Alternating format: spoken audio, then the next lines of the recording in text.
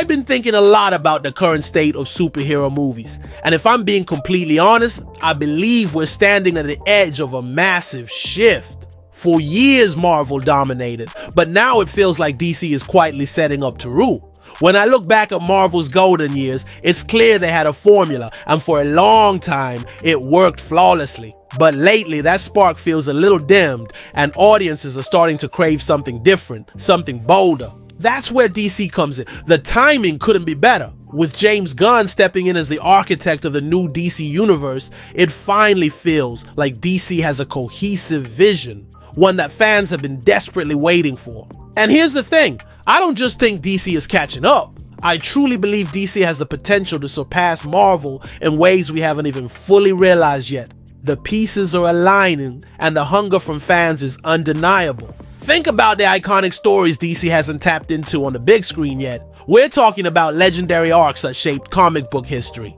Kingdom Come, Crisis on Infinite Earths, Final Crisis. These aren't just stories, they're cultural events waiting to explode in theaters.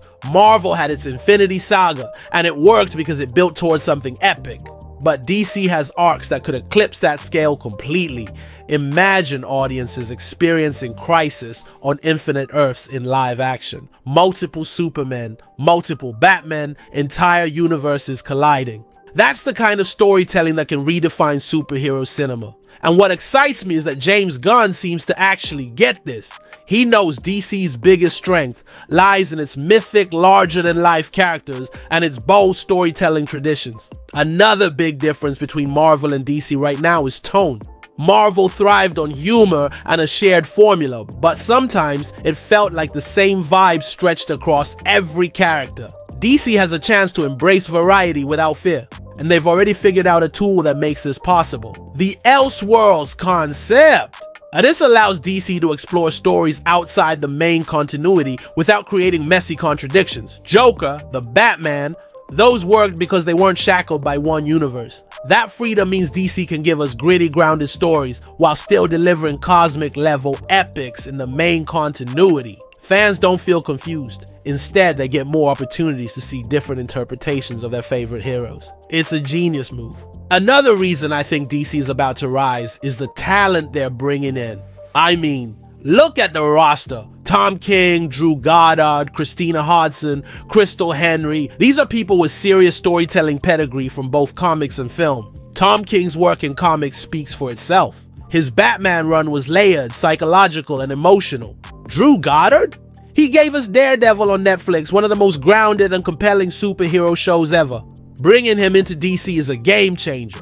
Christina Hodson already made her mark with Birds of Prey and the Flash script, and Crystal Henry's work on Watchmen for HBO proves she can handle deep, complex superhero narratives. This is a powerhouse lineup of creatives who understand the genre's potential. It's not just about hiring talent, it's about hiring the right talent. People who understand that superheroes are more than just action figures fighting CGI monsters. They're myths, symbols, and characters who reflect the human condition in extraordinary ways. And DC, more than any other brand, thrives on that mythic weight. Superman isn't just a hero, he's a symbol of hope. Batman isn't just a vigilante, he's an obsession turned into a crusade. Wonder Woman isn't just strong, she's the embodiment of truth. That's what separates DC from Marvel at its core. Marvel always leaned into relatability, ordinary people gaining extraordinary powers, but DC heroes are larger than life. Godlike figures that feel timeless. They carry a mythic energy that resonates across generations. If James Gunn and his team lean into that mythic quality, the DC universe could feel epic in a way Marvel has struggled to maintain post-Endgame. It's about scale, but it's also about meaning and timeless resonance. And let's not ignore the numbers. DC has been quietly pulling ahead at the box office recently. Movies like The Batman and Joker showed there's massive hunger for DC stories told with bold creative vision. Those weren't flukes. They were signals of demand. Fans are tired of cookie-cutter superhero movies. They want risks, freshness, and stories that feel like they matter. DC is stepping into that space at exactly the right time, and audiences are responding by showing up in droves. What excites me even more is the potential for synergy between standalone hits and a larger connected universe. DC doesn't have to pick one or the other, they can do both. Marvel locked themselves into one path, but DC has flexibility. That flexibility means we can have Matt Reeves' The Batman continue as an Elseworlds project while still introducing a new Batman into the main DCU. Fans don't have to choose. They get both experiences, and that's an incredible advantage. And when I think about the long-term possibilities, it's staggering. DC has the characters, the stories, and now finally the leadership to craft something that could genuinely reshape superhero cinema for the next decade. The roadmap is there, it just needs execution. For example, imagine a proper Green Lantern Corps movie done with real ambition.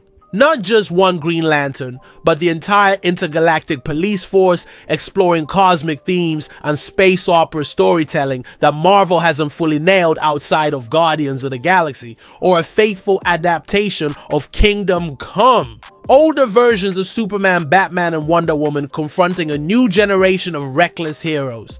That's not just a story, it's an examination of legacy, responsibility, and the evolution of heroism itself. And I can't stop thinking about Crisis on Infinite Earths. Done right, it could be the single biggest cinematic event ever attempted, bringing together every version of these characters in a multiverse collision. It would make Marvel's multiverse saga look small by comparison. But what makes me believe DC will actually deliver isn't just the potential, it's the momentum. We're already seeing bold choices being made, with projects like Superman, legacy and development under James Gunn.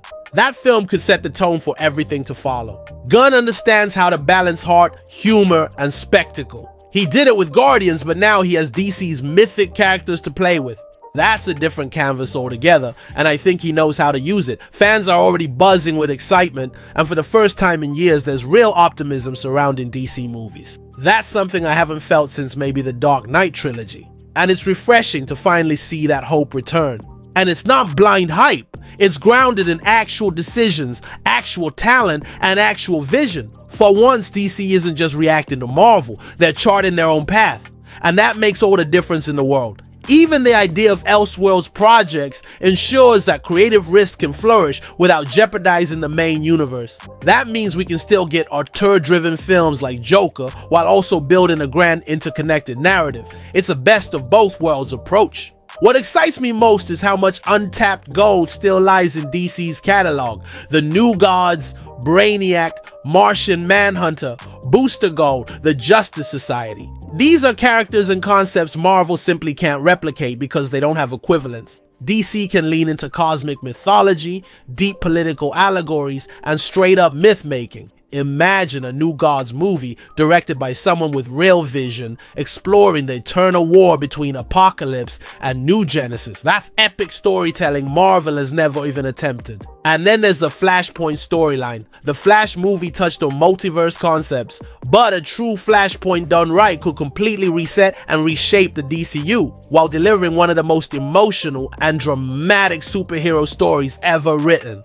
What keeps me hooked is that James Gunn and his team don't seem afraid of these challenges. They know fans want ambition, and instead of shying away, they're leaning into it. That's the confidence DC needs to stand above Marvel. Marvel is still trying to find its footing post-Endgame, while DC is actively building something fresh with a clear identity. And let's be real, audiences are noticing. The buzz, the speculation, the optimism, it all points to DC's rising dominance. I'm not saying Marvel is done, but the cracks are showing. Oversaturation, formula fatigue, and inconsistent quality have left audiences less excited.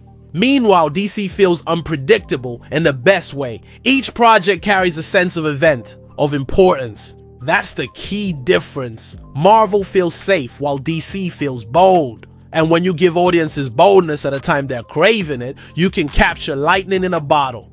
I truly think DC is about to do exactly that. I've been a fan of both universes for years, but right now my eyes are on DC. I can't help but imagine the future slate unfolding into something historic, something that could redefine how we talk about superhero cinema forever. And that's why I keep coming back to this belief. DC will rule superhero movies. Not just because Marvel is slipping, but because DC has finally found the right mix of leadership, talent, and creative freedom to seize the throne.